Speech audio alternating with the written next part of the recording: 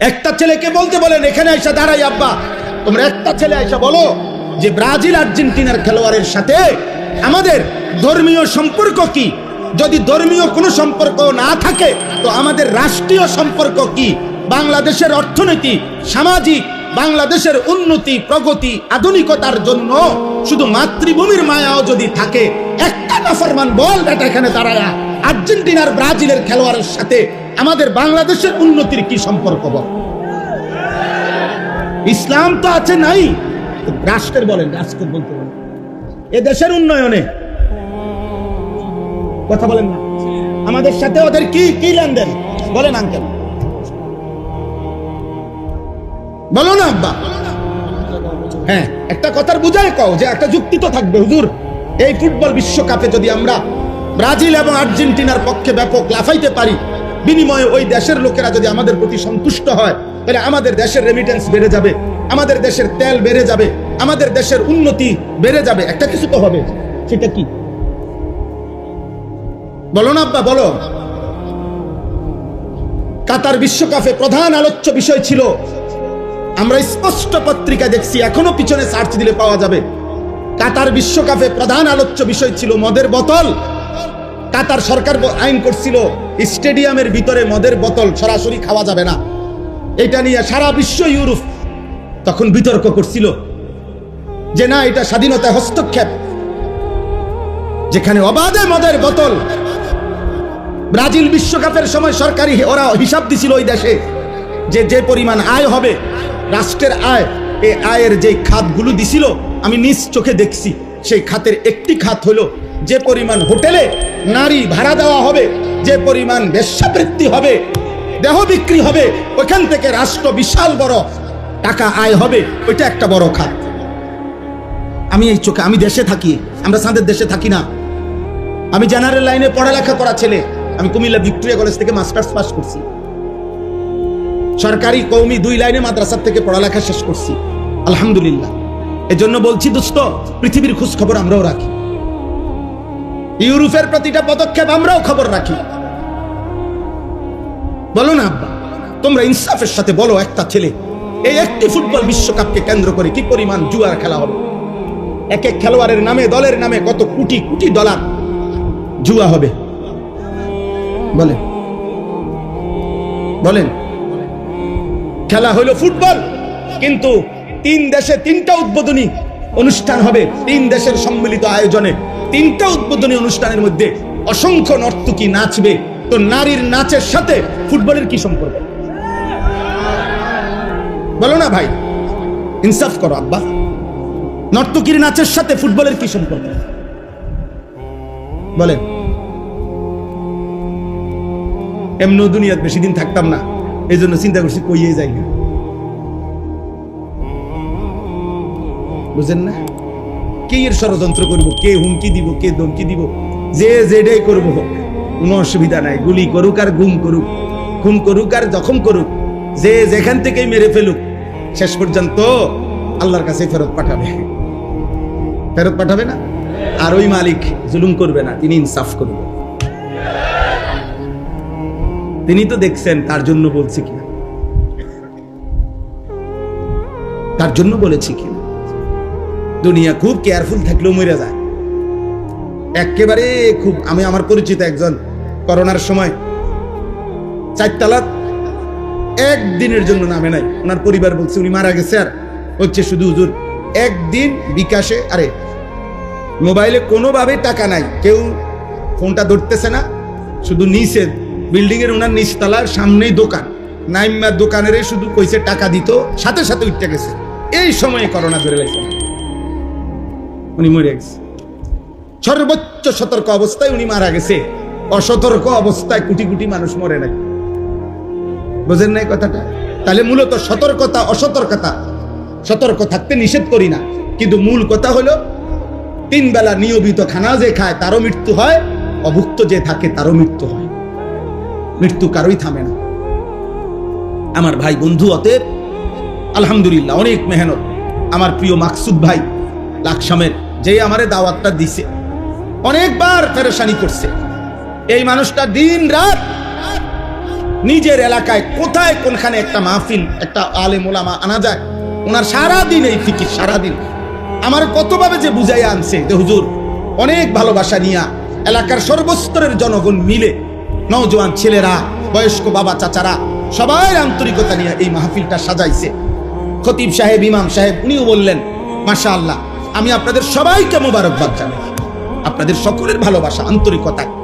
এই জন্য আমি শুধু এতটুকুই বলতে চাই, আমরা সবাই মিলে, আব্বা যারা বয়স্ক আছেন, বাবা আছেন, যারা অভিভাবক শ্রেণী আছেন, আপনারা যদি এই মানুষের পরিচর্যা না করেন, শুধু বিল্ডিং দালান, সোফা খাট ফার্নিচার, শুধু ছাদ ঢালাই, এই দুনিয়ার এই সম্পত্তির আসবাবের পরিচর্যা করিলে এই সমাজ নিরাপদ থাকবে না আব্বা, এই সমাজে বেঁচে থাকা কঠিন হবে। এই জন্য হাত জোর করে আল্লাহর কোরআন সামনে বললাম, মানুষের পরিচর্যা করুন। ছেলেটাকে ছেলে বা মানুষ বানান, মেয়েটাকে মানুষ বানান, ইনসান বানান, ইনসান, নট ইকোনমিক্যাল অ্যানিম্যাল। শুধু অর্থনৈতিক প্রাণী বানায়েন না, মানুষ বানান। এই কথার অর্থ হইল শুধু উপার্জন করতে পারে কোনো না কোনো ভাবে, শিক্ষার মাধ্যমে হোক অথবা না শিক্ষা হোক, কোনো না কোনো ভাবে পয়সা রোজগার করতে পারা, এটা যথেষ্ট না, এটা যথেষ্ট না। আমার ছেলে কামাই করে, এটা যথেষ্ট না। আমার মেয়ের জামাই রোজগার করে, এটা যথেষ্ট না।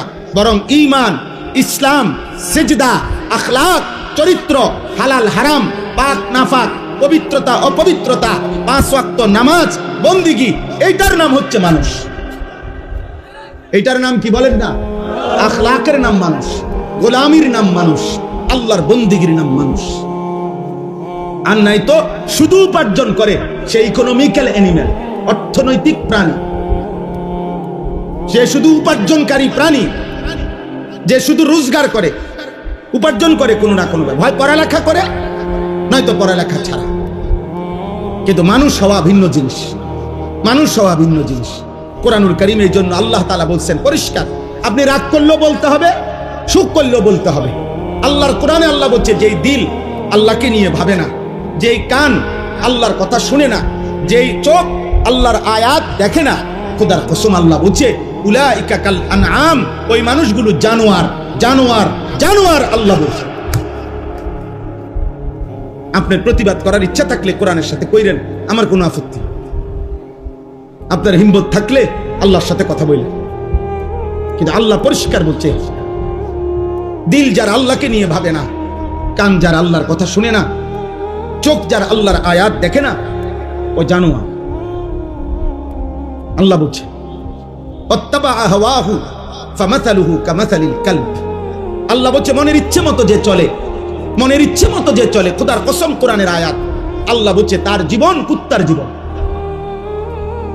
ফামাসালুহু কামাসালিল কালব, তার দৃষ্টান্ত, তার উদাহরণ কামাসালিল কালব, কুত্তার মতো। কালবুন মানে কুত্তা, মনের ইচ্ছা মতো চলে। তোমরা যারা 5 ওয়াক্ত নামাজ পড়ো না, তোমরা নিজের ইচ্ছায় না আল্লাহর ইচ্ছায় পড়ো না, কথা বলে না। তো আল্লাহ তাআলা বলে নিজের ইচ্ছায় যে চলে তার উদাহরণ কুত্তার মতো। 365 দিনে একদিনও ফজরের নামাজ পড়তে পারলা না, কারণটা কি? আল্লাহকে এভাবে ভুলে যায় মানুষ, এভাবে ভুলে যায়। আহা, এই পৃথিবীর সাধারণ থেকে সাধারণ যদি কেউ কারো জন্য কোনো সুপারিশ করে, সে তো কথা জানতে চায়, কি বিষয়ে সুপারিশ করতাম, কি বলতাম, আপনি কদ্দুর আগাইছেন, আপনি কোনানে আইয়া বাজ্যা গেছেন, হ্যাঁ কাগজপত্র কি কি আছে। আমি আজকে একজন ডাক্তারকে বলছি, আমার বিবিরে ডাক্তার দেখাইতাম শনিবারে, আমার ঘনিষ্ঠ, উনি বলছে হুজুর গত 2-3 বছরে যত ডাক্তার দেখাইছেন এই বিষয়ে সবগুলো স্লিপ প্রেসক্রিপশন নিয়ে আইছেন। কথা বোঝেন নাই আমার? তো নবী সাল্লাল্লাহু আলাইহি সাল্লামের কাছে যেই উম্মত সুপারিশের জন্য যাইবে হাসরের ময়দানে, ইয়া রাসূলুল্লাহ আমি আনিসুর রহমান, এই যে আমার কাগজ ফাইল, আমার জন্য একটু সুপারিশ করেন।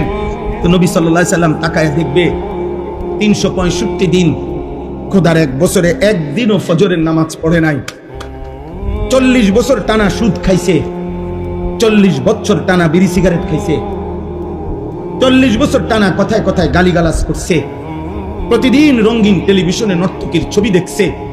এইভাবে লেখা আছে নামের নিচে আমল নামায়। আল্লাহর নবী তখন বলবেন, উম্মত, এই আমার উম্মত, এই শ্রেষ্ঠ নবীর উম্মত। আমি 23টা বছর তায়েফের পাথরের আঘাতে আমার সারা দেহ রক্তাক্ত হয়েছে, আমি এত রক্ত ঝরাইলাম যে আমার পায়ের জুতার সাথে পায়ের তালু রক্তে জমাট বাইদা খুলতে কষ্ট হয়েছে। 14 দিন টানা ক্ষুধার কষ্টে আমি পেটে 2টা পাথর ভাঙছি। 3 মাস আমার ঘরের চুলায়, খোদার কসম হাদিসে আছে, নবীর স্ত্রী আয়েশা বলছে রাদিয়াল্লাহু তাআলা আনহা, 3 মাস নবীর সংসারে টানা চুলায় কোনোদিন রান্না করা খাবার জোটে নাই। উহুদের দান করা শহীদে গর্তের মধ্যে এতটা সময় পড়েছিল যে নবীজি কাউকে ডাকতেও পারতেছিলেন না, কেউ খুঁজতেও পাচ্ছিলেন না। আল্লাহ নবী এভাবে আহত হয়ে রক্ত মাখা দেহ নিয়ে উহুদের প্রান্তরে পড়েছিলেন। নবী বলবেন, উম্মত, এই আমার তায়েফের রক্তের বিনিময়, এই আমার উহুদের দান শহীদ করার বিনিময়, এই আমার পেটে পাথর বাঁধা ক্ষুধার কষ্টের বিনিময়, এই আমলনামা। 60 বছর বয়সেও বিড়ি সিগারেট, 60 বছরের দাড়িওয়ালা বুড়া এখনো নর্তকীর নাচ, টেলিভিশনে চা দোকান, নাচ গান দেখা। আমি আল্লাহর সামনে এটা কেমনে সুপারিশ করব? বলেন না। নবীজির সুপারিশ মানে কি? আপনার গুনাহ মৃত্যু পর্যন্ত মজবুতির সাথে গুনাহ চলবে, এক সুতা আপনি নড়াচড়া করবেন না গুনাহ থেকে। আর নবী শুধু দাঁড়াইবেন আর নবী বেহেশতে ঢুকাবে, এটা নিয়ে সুপারিশ। কথা বলেন না কেন? বলেন, একজন মুসলমান বলেন, সুপারিশ বলতে কি বুঝছেন? সুপারিশ মানে তো আবেদন। সুপারিশ মানে কি গ্রহণ? কথা বলেন না কেন? সুপারিশ মানে মুক্তি, সুপারিশ মানে নাজাত, সুপারিশ মানে জান্নাতে ঢুকানো, সুপারিশ মানে আবেদন। আবেদন, কেউ যদি সুপারিশ করে এটা প্রমাণ করে আবেদন, এটা আবেদন করছে, গ্রহণ করা, অনুমোদন করার জন্য ভিন্ন আরেকজন আছে। কথা বলে না? তাহলে নবীজি কি করবে? সুপারিশ করবে, তো এটা অনুমোদন করার জন্য আরেকজন কেউ থাকবেনি। তিনি কে? আর বলেন না কে? তো নবীজি আবেদন করিলে, মনে করেন নবীজি আবেদন করার পর 1 কোটি মানুষ, সাপোজ আর কি 1 কোটি মানুষ আবেদন করছে, আল্লাহ তাআলা যদি বলে, বন্ধু আপনার আবেদনে ধরেন আমি একজন বাদে বাকি সবাইকে জান্নাত দিলাম, একজনকেই শুধু জাহান্নাম দিলাম, আর সেই একজন যদি হয় আনিসুর রহমান, তাহলে বাকি সবাই জান্নাতে গেলে আমার কি লাভ? কথা বোঝেন নাই আমার? নবীর সুপারিশে মনে করেন 100 কোটি যাবে। এই ছেলে, এই বেয়াদব, এই বেটা বেয়াদব, মোবাইল ধরলা কেন? গাদ্দারি করো কেন? তুমি চলে যাও বেটা, তোমার মতো ফালতু শ্রোতা না হলে চলবে বেটা। আল্লাহ জানে 70,000 টাকার যে বিয়ের গেটটা, আল্লাহ জানে এটা বরকত দেয়। গায়ে হলুদের যে অনুষ্ঠানে বেড়া বেড়ি নাচছে, আল্লাহ জানে এটা বরকত দেয়। পুরাটা অনুষ্ঠান যে ভিডিও করছে, আল্লাহ জানে এটার মধ্যে বরকত দেয়। বেড়া বেড়ি যে একই হাইয়েসের মধ্যে সাইপা বইছে, আল্লাহ জানে এটার মধ্যে বরকত দেয়। দিব, যা দিবার দিব, আপনি টের পাইবেন, রোদ উঠলেই বুঝবেন। বুঝেন নাই? বলেন নাউজুবিল্লাহ, বলেন নাউজুবিল্লাহ। মুসলমান মনে রাখবেন আমার শেষ কথা, চোখ বন্ধ করলে ঝড় থামে না, মাথা নোয়া ফেললে ঝড় থামে না। ওট পাখির স্বভাব, তুফান দেখলে বালুর মধ্যে মাথা ঢুকায়। চামচিকার স্বভাব, বাদুরের স্বভাব, আলো ফুটলে মাথা নিচের দিকে দিয়া চোখ বন্ধ করে রাখে। তার মানে সে বুঝাইতে চায় আলো আসে নাই, না আলো আসছে, তুমি মাথা নোয়া এলাইছো। এই জন্য আপনি যদি বলেন আমি বুঝি নাই, চোখ বন্ধ করে যদি আপনি কোন তুফান নাই, না তুফান ঠিকই আসতেছে, আপনি চোখ বন্ধ করে রাখছেন, তা আপনি বুড়া মানুষ, গ্রামের মানুষ, বুঝি নাই, আও এখনকার যুগ এরকম, আও আগের মতো সাফাসাফি করলে হইতো না, এই সব কিছু বললেই কবরের আযাব মাফ হয়ে যাবে, জাহান্নামের আযাব মাফ হয়ে যাবে। খোদার কসম এটা হবে না। ইমাম সাহেব আর মুক্তা দিয়ে, মুসল্লি আর হুজুরে, পাবলিকে আর জনগণে, আমরা একত্র হইয়া গেলে কবরের আযাব মাফ হবে না। আমনে উনি আমারে কইলো, আমি ইমাম সাহেবরে কইলেন, আমনে হুজুর বুঝেন তো অন কি আর এই যুগ আসেনি? হুজুরে কইলো, আচ্ছা বুঝি তো, হ্যাঁ ঠিক আছে, আল্লাহ ভরসা চালাইয়া নেন। হ্যাঁ, ইমামে আর মুসল্লি মিল্লা গেলে আখিরাত ক্লিয়ার, পীর সাহেব আর মুরিদে মিল্লা গেলে আখিরাত ক্লিয়ার। হ্যাঁ, কি মিল্লা জিল্লা কুমিল্লা, মিল্লা জিল্লা আখিরাত না। ওয়ামতাজুল ইয়াউমা আইয়ুহাল মুজরিমুন, আল্লাহ তাআলা হাশরের ময়দানে বলবে, ফেরেশতা প্রত্যেকটা নাফরমান বেঈমানরে আলাদা কর, বাইর কর গার ধাক্কা দিয়া, ওয়াকিফুহুম ইন্নাহুম মাসউলুন। আল্লাহ বলবে, ফেরেশতা প্রত্যেক পাপীকে 3 জন একসাথে করবি। প্রিয় ভাই, কোরআনের আয়াত, প্রত্যেক পাপীর বেলায় আল্লাহ বলবেন তিনজনকে একসাথ করবা। এক, পাপীকে। দুই, এই পাপ কাজে তার সঙ্গী যে ছিল তাকে। তিন, এই পাপ করতে গিয়ে সে যার উপরে ভরসা করছে তারে শেল্টার দিছে সে, যে সেই গডফাদার যে তাকে অন্যায় করতে, চুরি করতে, জিনা করতে, মদ খাইতে, জুয়া খেলতে, নারী দেখতে, জুলুম করতে, সন্ত্রাসী করতে, চাঁদাবাজি করতে, হারাম করতে যে তাকে শেল্টার দিছে। আল্লাহ বলে তিনজনকে একসাথ করো। খুদার কসম আল্লাহ বলেন, আর জাহান্নামের রাস্তায় দাঁড় করাও, আমি একটা একটা করে জিজ্ঞেস করব আর জাহান্নামে পৌঁছায় দেব। কোরআন শরীফের আয়াত।